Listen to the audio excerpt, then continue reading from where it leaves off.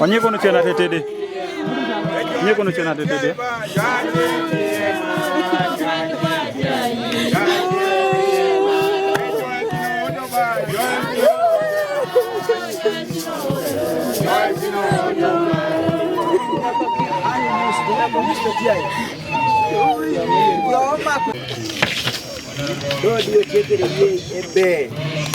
Ene bino yaron ikuo kale ane kieti na Yesu Kristo.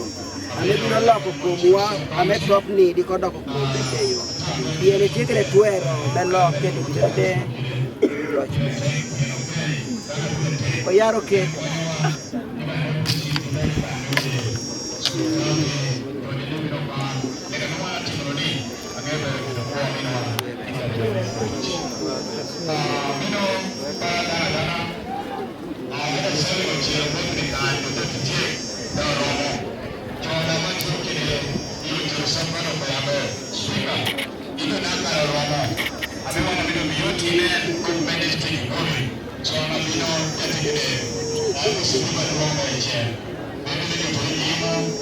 District Councillor to be 26th